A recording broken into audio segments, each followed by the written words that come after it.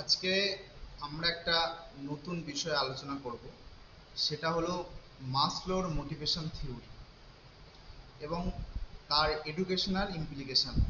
এটা একটা খুব গুরুত্বপূর্ণ একটা থিওরি, সেটা আমাদের আজকে আলোচনা বিষয়। মাসলোর থিওরিটা জানার আগে আমাদেরকে মোটিভেশন টার্মটার সঙ্গে অবগত হব। মোটিভেশন কি? এখানে বলছে the word motivation has been derived from Latin word mover, অর্থাৎ মোটিভেশন শব্দটি এসছে ল্যাটিন ওয়ার্ড মুভার থেকে, যার কথার অর্থ হলো টু মুভ, অর্থাৎ উত্তেজিত করা বা সক্রিয় করে তোলা। Motivation is the process, motivation হলো এক ধরনের প্রক্রিয়া যেখানে একজন শিক্ষার্থীর তার নির্দিষ্ট গোলের পরিপূরণ করতে বা নির্দিষ্ট লক্ষ্যে পূরণ করতে সাহায্য করে।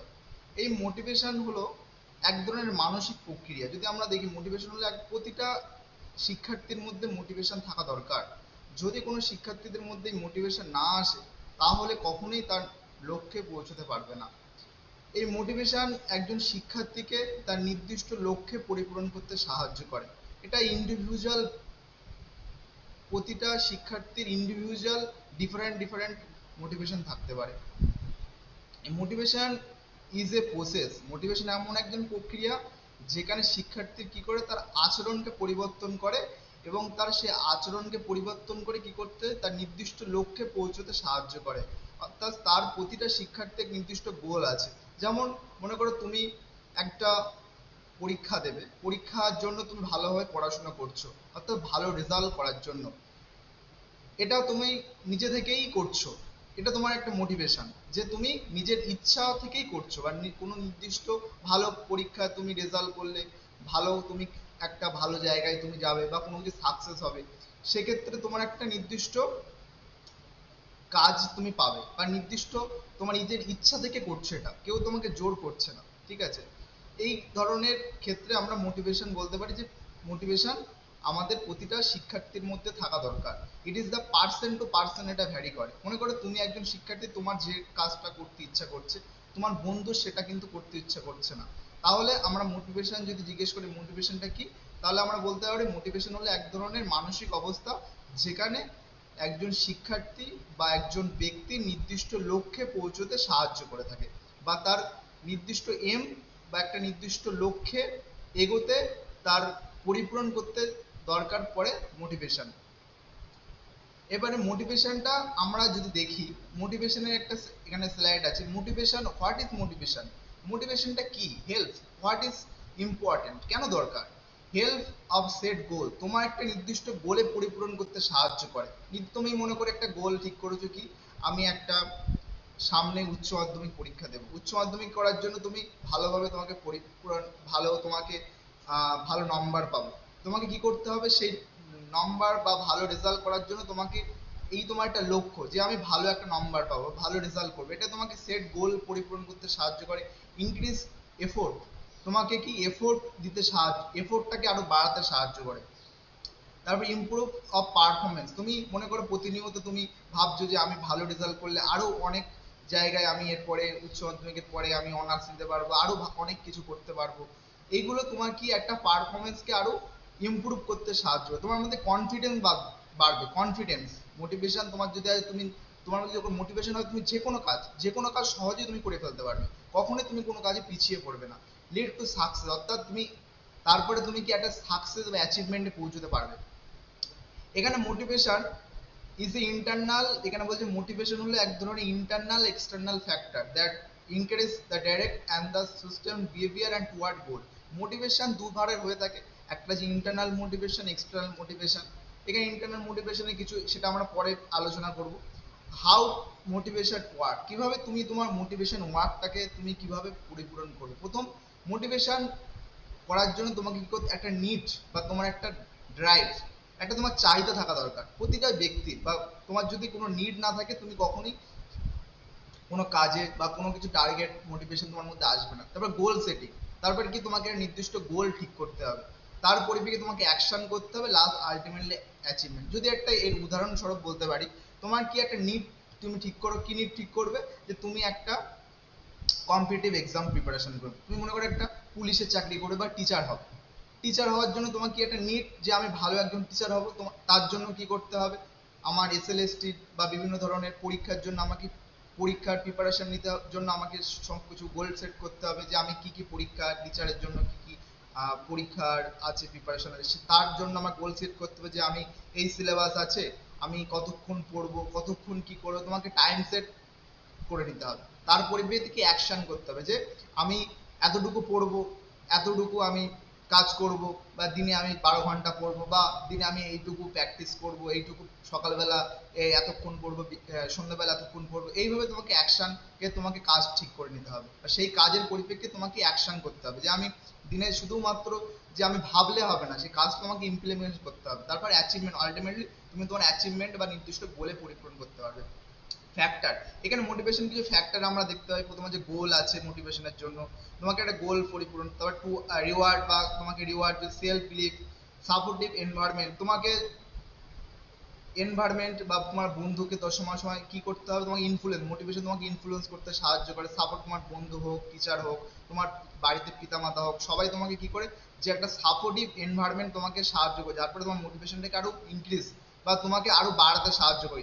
ইন্টারেস্ট এবং প্যাশন, তোমার যদি মোটিভেশন তোমার ইন্টারেস্টের উপর নির্ভর করে, কেমন, মনে করো তোমার আজকে টিচার হওয়ার খুব ইচ্ছা, দেখছো টিচার আর পরীক্ষা দিচ্ছে, টিচার নোটিফিকেশন আসছে, তুমি টিচার হবে।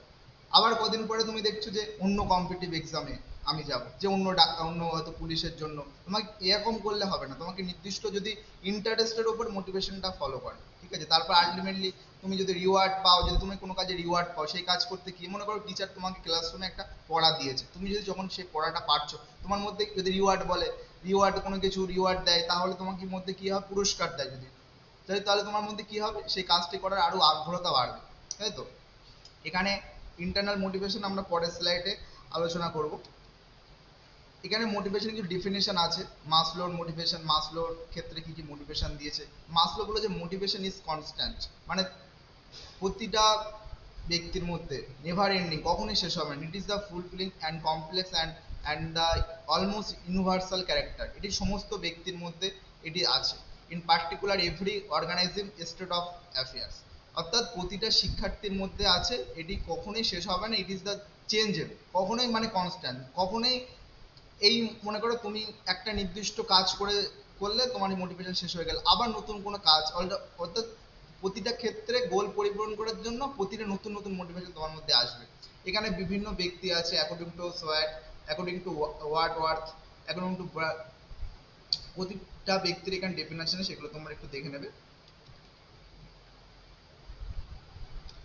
এবারে নেচার অফ মোটিভেশন, মোটিভেশনের কিছু কিছু যে প্রকৃতিটা আমরা যদি দেখি, motivation is the inner drive or force the encouraging direct and sustains individual behaviour toward achievement goal, অর্থাৎ মোটিভেশন তোমাকে এক ধরনের ফোর্স করে, কোনো উত্তেজিত করে, কোনো কাজের প্রতি তোমাকে জাগ্রত করে থাকে, যা তোমাকে নির্দিষ্ট ডাইরেকশন বা নির্দিষ্ট লক্ষ্যে পৌঁছতে সাহায্য করে। এবং এটি ইন্ডিভিজুয়াল, অর্থাৎ প্রতিটা ব্যক্তির মধ্যে এটি আলাদা আলাদা হতে পারে, টুয়ার্ড তার অ্যাচিভমেন্ট গোলে পরিপূরণ করতে সাহায্য করে। ইট is the inner process, motivation হলো এক ধরনের ইন্ডিভিজুয়াল বা ইনার প্রসেস, যেখানে, কারণ মোটিভেশন তোমার মধ্যে মোটিভেশন যদি তোমার মধ্যে না আসে, তাহলে কখনোই তুমি সেই কাজের মধ্যে পরিপূরণ করতে পারবে। এটি ইন্ডিভিজুয়াল, মানে তুমি মনে করো কোনো শিক্ষার্থী ইন্ডিভিজুয়াল ভেদে তার মোটিভেশন আলাদা হবে। কেউ মনে করো ছবি আঁকতে ভালোবাসে, কেউ হয়তো ফুটবল খেলতে ভালোবাসে, কেউ হয়তো নতুন কোনো কিছু নতুন ক্রিয়েটিভ থিঙ্কিং, মানে নতুন কোনো কিছু কাজ করতে ভালোবাসে। এই যে এটি ইন্ডিভিজুয়াল বা ইনার প্রসেস, ঠিক আছে। গোল ওরিয়েন্টেড মোটিভেশন, অবশ্যই একটা নির্দিষ্ট গোল থাকে, কারণ তোমার ফোকাস নির্দিষ্ট কি অ্যাচিভমেন্ট বা নির্দিষ্ট লক্ষ্যে পৌঁছতে সাহায্য করে, গোলকে পরিপূরণ করতে সাহায্য করে। এনকারেজিং, অর্থাৎ it provide the energy due the interact continue action, এটা হলো কন্টিনিউয়াস প্রসেস।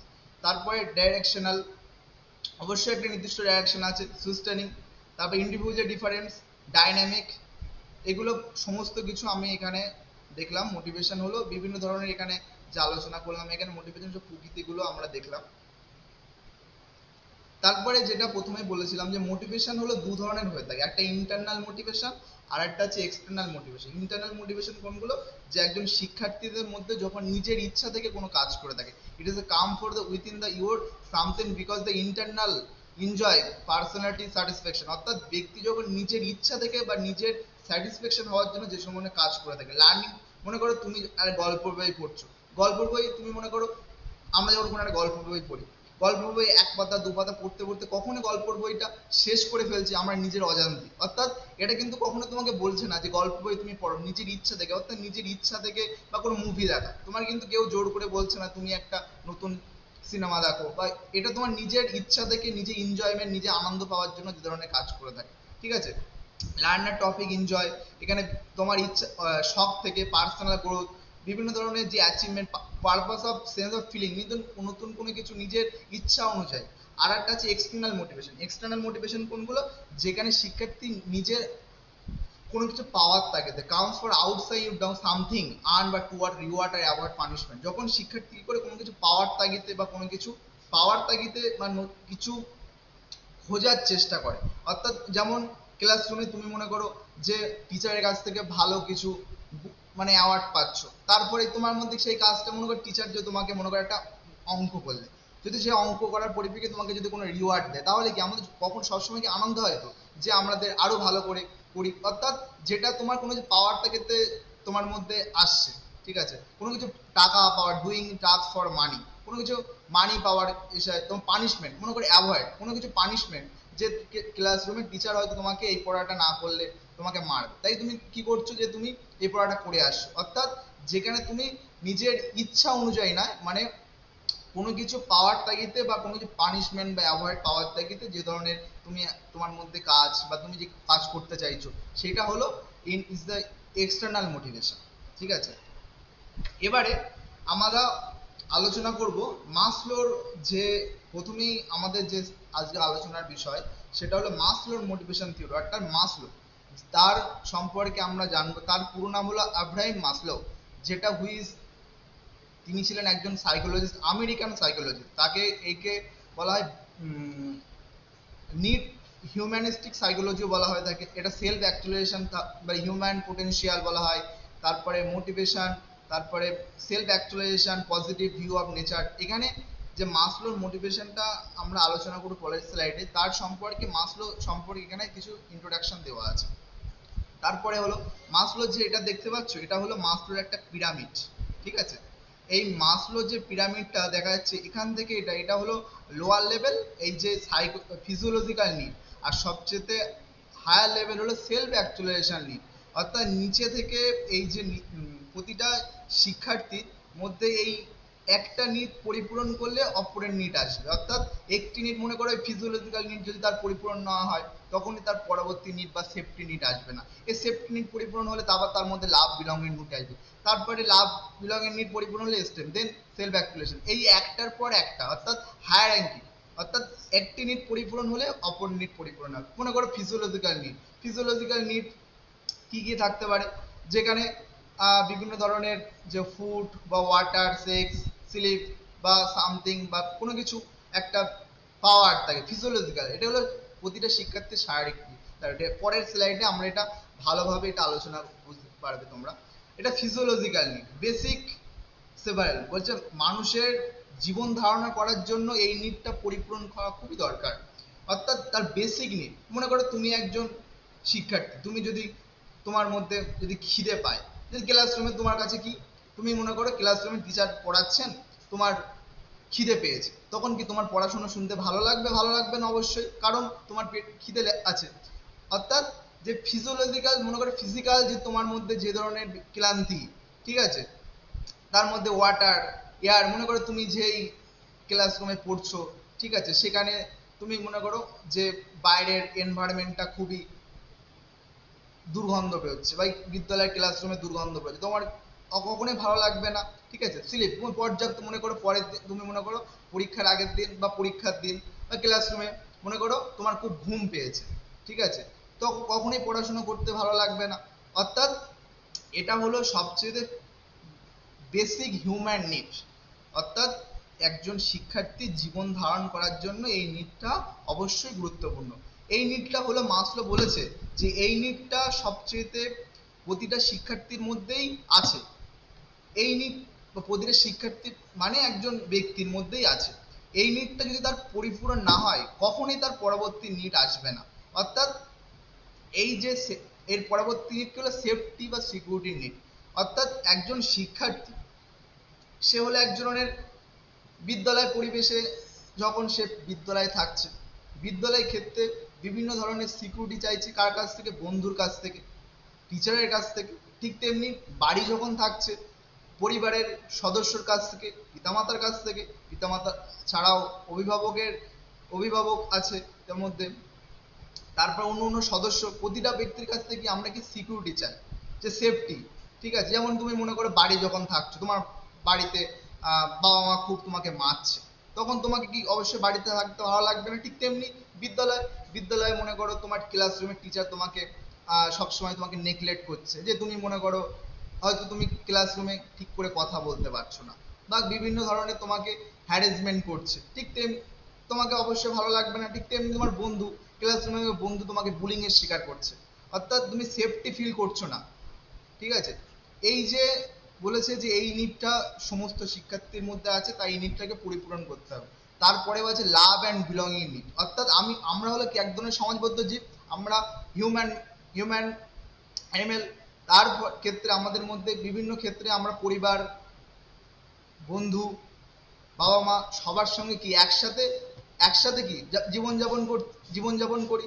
সেক্ষেত্রে আমাদের মধ্যে পরস্পরের প্রতি এক ধরনের যে দায়বদ্ধতা, যে পরস্পরের কাছে আমরা কি চাই, যে তাদেরকে আমরা রেসপেক্ট করুক, আমরা পরস্পরকে ভালোবাসা, পরস্পর একে অপরের কি আমরা একসাথে থাকি, অপরকে সাহায্য করি, তাই তো? কমিউনিটি, আমাদের মধ্যে কি কমিউনিটি আছে, সবাইকে একসাথে আমরা থাকি, সবাইকে ঐক্যবদ্ধ হয়ে থাকি।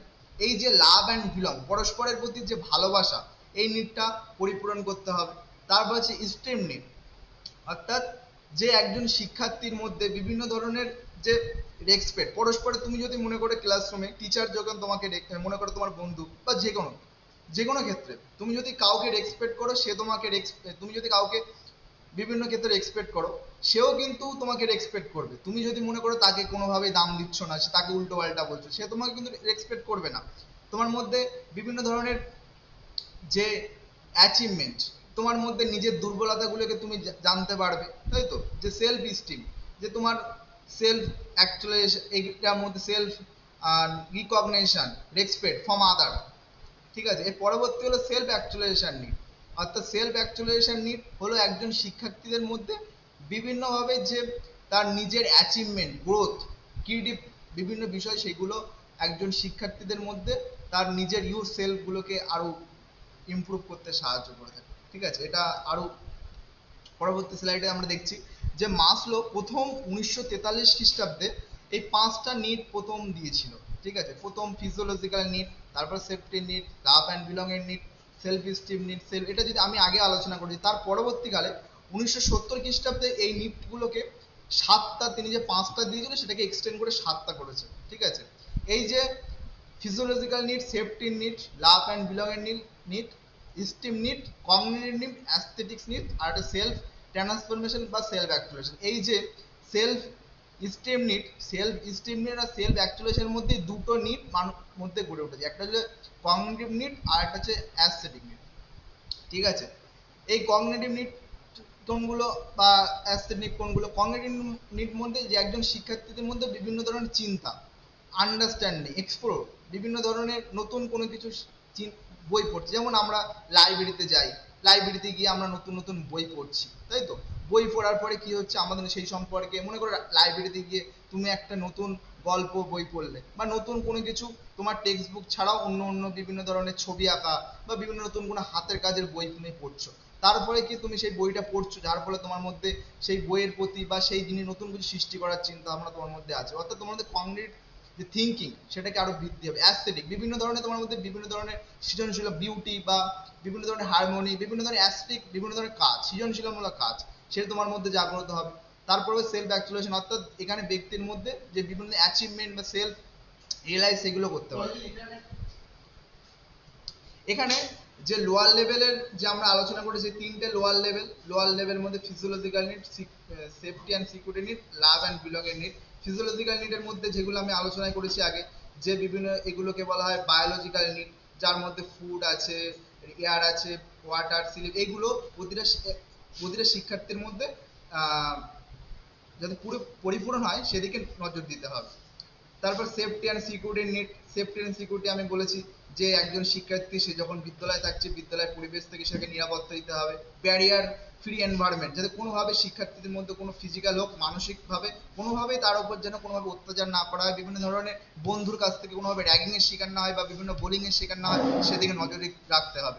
তার পরবর্তীতে লাভ অ্যান্ড বিলং এর নিড বললাম, যে মানুষ হলো একজন হিউম্যান অ্যানিমেল, বিভিন্ন ক্ষেত্রে তার বন্ধু হোক, তার পরিবারের অন্য অন্য সদস্যের কাছ থেকে পরস্পরের প্রতি আমরা ভালোবাসা পেতে চাই, ঠিক আছে।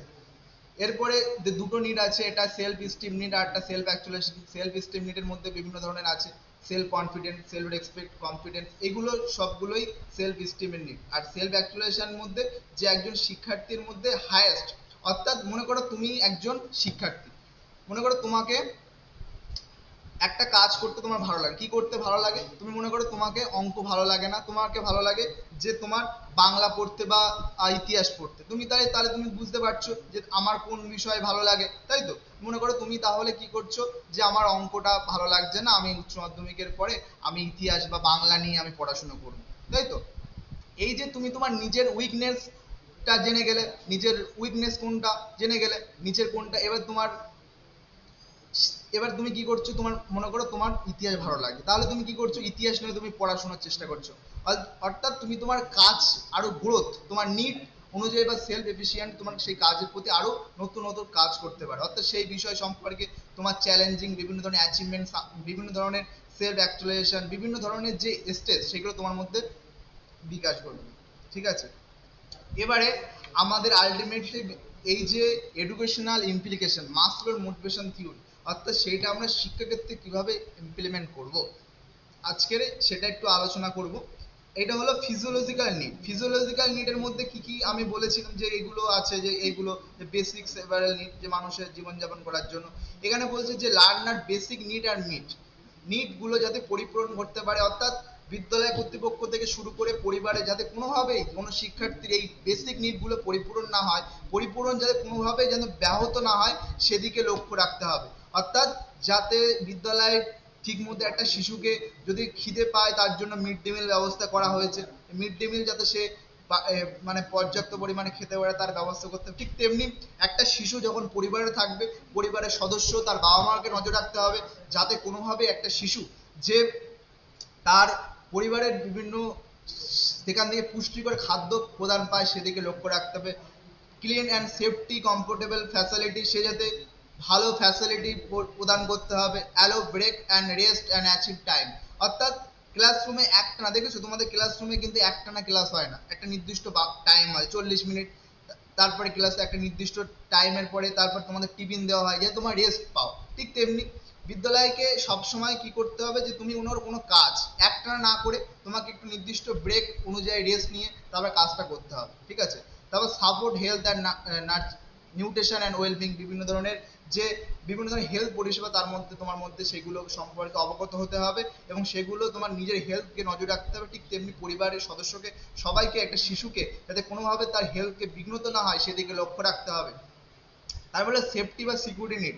সেফটি অ্যান্ড সিকিউরিটি নিডের মধ্যে যে encourage the safety security learning for environment, বিদ্যালয়ে আমি বললাম যে বিদ্যালয়ে কোনোভাবে একটা শিশু যাতে কোনোভাবে নেগলেক্টের শিকার না হয়, কোনো বন্ধুদের কাছ থেকে কোনোভাবে র্যাগিং এর শিকার না হয়, সেদিকে লক্ষ্য রাখতে হবে। এই জন্য বিদ্যালয়ে বিভিন্ন ধরনের, দেখেছো বর্তমানে বিভিন্ন ধরনের আমাদের সরকার বা বিভিন্ন কলেজ বা ইউনিভার্সিটিতে অ্যান্টি র্যাগিং সেল বিভিন্ন গঠন করার কথা বলা হয়েছে। ঠিক তেমনি যাতে কোনো শিশুকে যাতে কোনোভাবেই যে বিভিন্ন র্যাগিং এর শিকার না হয় সেদিকে লক্ষ্য রাখতে হবে। ক্লিন অ্যান্ড রুটিন, বিভিন্ন ধরনের তোমাকে রুটিন ফলো করতে হবে বা রুটিন তোমাকে রাখতে হবে, যে কোন সময় কি ক্লাস বা কোন সময় বিদ্যালয়ের নির্দিষ্ট যে একটা নির্দিষ্ট টাইম বাউন্ডারি থাকবে, যে এই টাইমে আমি বিদ্যালয়ে, যে আমার 10টা 40-এ বিদ্যালয়ে ঢুকতে হবে, ঢুকি, বা 4টের দিকে বিদ্যালয়, এর নির্দিষ্ট রুটিন টাইম টেবিল। তারপর আছে ইমোশনাল সাপোর্ট অ্যান্ড গাইডেন্স, বিদ্যালয়ে ইমোশনাল বিভিন্ন ধরনের শিক্ষার্থীদের যাতে তার বন্ধু ইমোশনাল পরিবারের থেকে শুরু করে তাকে তার বিভিন্ন ধরনের ইমোশনাল যদি কোনো শিক্ষার্থী কোনোভাবে কোনো সমস্যা হয় সেদিকে তার পরিবারের সদস্যের সাথে সে কথা বলতে হবে, ঠিক তেমনি পরিবারের সদস্য তাকে সবসময় কি করতে হবে, তাকে সবসময় হেল্প করতে হবে যাতে কোনোভাবেই সে তার মেন্টাল হেলথকে বিঘ্নত না হতে পারে। তারপরে ফেয়ারনেস অ্যান্ড কনফিশিয়াস, বিভিন্ন ধরনের যে ফেয়ারনেস বা যেগুলো সমস্যা সেগুলোকে দূর করতে হবে। তারপরে হচ্ছে লাভ অ্যান্ড বিলং এর নিড, যেটা সেখানে আছে 3 নম্বর যে নিডটা, সেখানে যে একটা ইনক্লুসিভ ক্লাসরুম, যে একটা ক্লাসরুমের মধ্যে যাতে প্রতিটা শিক্ষার্থীদের মধ্যে পরস্পরের প্রতি যে একটা রেসপেক্ট, যে বিভিন্ন ধরনের যে সহমর্মিতা সেগুলো গড়ে ওঠে, সেদিকে ব্যবস্থা রাখতে হবে। একটা ইনক্লুসিভ ক্লাসরুম এনভায়রনমেন্ট ফ্যাসিলিটি তৈরি করতে হবে। এনকারেজমেন্ট টিম ওয়ার্ক, অর্থাৎ বিদ্যালয়ের কোনো কাজ শিক্ষার্থীদের কি করতে হবে, যাতে প্রতিটা শিক্ষার্থী তার নিজের এনকারেজ করতে হবে, বিভিন্ন টিম ওয়ার্কে তাদেরকে যাতে একসাথে দলগত কাজ দিতে হবে, বিভিন্ন ধরনের কালচারাল প্রোগ্রাম থেকে শুরু করে যাতে শিক্ষার্থীদের মধ্যে পরস্পরের মধ্যে গোষ্ঠীবদ্ধভাবে বা পরস্পরের মধ্যে এক ধরনের একসাথে কাজ করার যে যে মেন্টাল সেট আপ সেটা গ্রহণ করতে পারে। তারপর আছে টিচার স্টুডেন্ট রিলেশনশিপ, কি করতে হবে, বিদ্যালয়ের টিচার স্টুডেন্টের মধ্যে সুসংহতভাবে রিলেশন করতে হবে, ঠিক তেমনি স্টুডেন্টের মধ্যে রিলেশনশিপ গঠন করতে হবে যাতে বন্ধুর সাথে বিভিন্ন বন্ধুর যে বিভিন্ন সমস্যাগুলোকে শেয়ার করতে পারে, এবং একজন শিক্ষার্থী তার পরিবারকেও বিভিন্নভাবে যে স্টুডেন্টদের সাথে বন্ডিং, মানে করে তার সন্তানের সাথে বন্ডিং ভালো রাখতে হবে, যাতে কোনো সমস্যা হলে সে যেন তার পিতামাতার কাছে যেন সবসময় সেটা মানে বলতে পারে, এবং পিতামাতাকে যে লক্ষ্য রাখতে হবে যে সেই সন্তানের কোনো সমস্যা না হয় সেদিকে, বা সেই সমস্যা হলে সেগুলোকে সমাধান করার চেষ্টা করতে হবে। তারপর যে সেলফ স্টিম নিডের মধ্যে এর মধ্যে আছে যে বিভিন্ন প্রোভাইডিং দ্য কনস্ট্যান্ট ফিডব্যাক, যে শিক্ষার্থীদের মধ্যে প্রতিনিয়ত ফিডব্যাক নিতে হবে যে ক্লাসরুমে যে কোথায় কোনো সমস্যা হচ্ছে কিনা সেদিকে নজর রাখতে হবে। তারপর encouraging the participation collaborative effort, তার বিভিন্ন ধরনের পার্টিসিপেশনগুলোকে শিক্ষার্থী যাতে সে করতে পারে সেদিকে লক্ষ্য রাখতে হবে। বিভিন্ন কনফিডেন্স এবং শিক্ষার্থীদের মধ্যে যেগুলো কনফিডেন্স বৃদ্ধি হয় সেদিকে নজর রাখতে হবে, অর্থাৎ শিক্ষার্থী যে কাজে পারদর্শী সে কাজে দিলে সেই কাজটা সে যেন সাকসেস হতে পারে সেদিকে লক্ষ্য করতে হবে, অর্থাৎ শিক্ষার্থী তার ক্ষমতা অনুযায়ী তাকে কাজ দিতে হবে যাতে সেই কাজ করে সে যেন কনফিডেন্স বা সাকসেস পেতে পারে।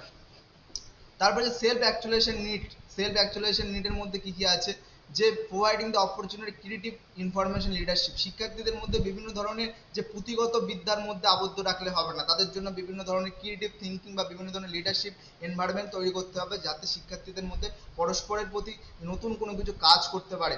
Encourage the independence learning critical thinking, শিক্ষার্থীদের মধ্যে বিভিন্ন ধরনের বিদ্যালয়ের বিভিন্ন ধরনের সেমিনার, বিভিন্ন বিতর্ক সভা আয়োজন করতে হবে যাতে শিক্ষার্থীদের মধ্যে সেখানে নিজের কোনো কিছু নতুন ভাবনা সেখানে প্রকাশ করতে পারে।